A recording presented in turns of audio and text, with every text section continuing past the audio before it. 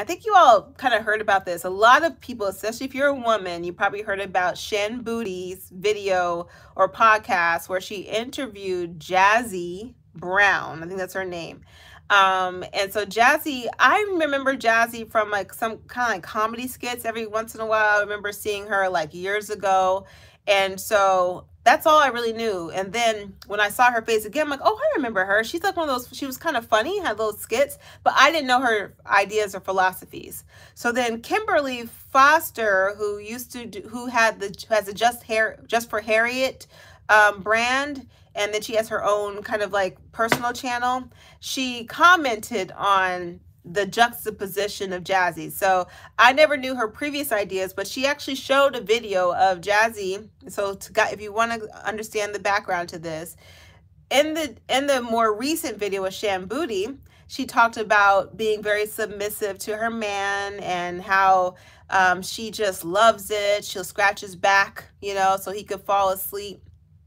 For Harriet, that's what's called. That she will pretty much do everything for him, that he's spoiled. And my favorite line in that was his back scratching. She's like, yeah, I scratch his back till he falls asleep. And I know he's asleep because his breath changes. And I was like, woo, that sounded really scary. So when I first saw it just on my own without knowing the background of this, I was like, this is really extreme. So she's like in deep servitude. You know, she engages in like intimate acts that she doesn't necessarily want to engage in because he likes it. She's in service to him. She'll hold back her emotions and cry in the shower instead of doing it in front of him because she's in service. She doesn't want to do anything to mess up his day. So I love Arisha. I know Kiki Palmer though. Anyway, Shan Booty, look her up if you want to. That name you'll find her. And then Jazzy, you'll find that one. If you look up Shan Booty and submission, you'll find it right away. But it was a very weird post that I saw.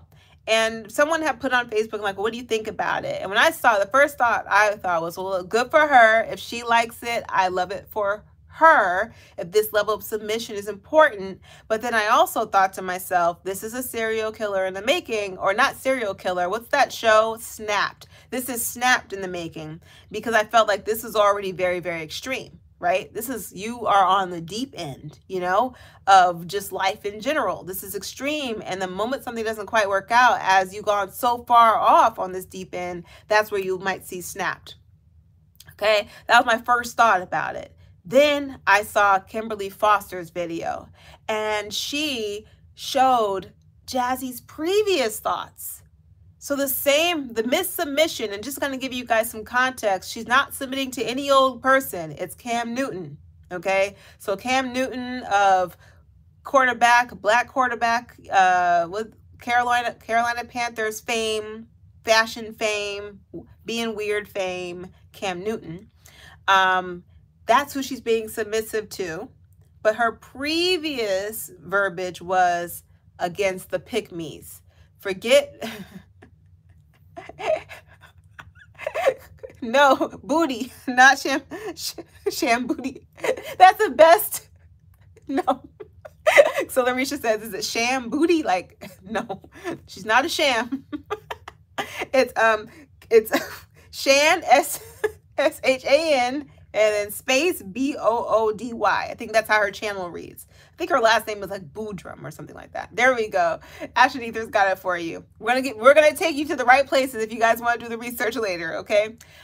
So anyway, then we see a video of her in the past, like, no pick-me's. She's not down with the pick-me's. Everyone needs to stop being a pick-me. And essentially, the exact person that she is against, the exact attitude and ways that she was totally not supporting, is essentially the person that she was now in the future. You see what I'm saying? So there's these two extremes that she's being. When I saw that, I was sitting there in my chair, my couch. No, I think I was in my little recliner. And I was like, this is some really screwed up thinking. And this, I'm like, where's your integrity at this point?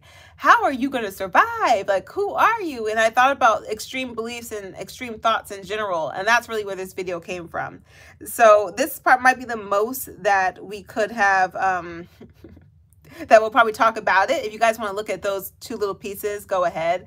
You know, if I gave you my quick take on it, it's this. It's as simple as it made me want to do this video. I was just like, whoa, what an extreme way of thinking, all to come back and be the exact opposite. It shows to me that you didn't have integrity in the first place, meaning a foundation that you're building on, something that you're building yourself upon that you can stand tall on. And it also made me think about just the way extreme beliefs can mess everyone up, right? You get into that sense of cognitive dissonance where now you're just kind of lost in the fray.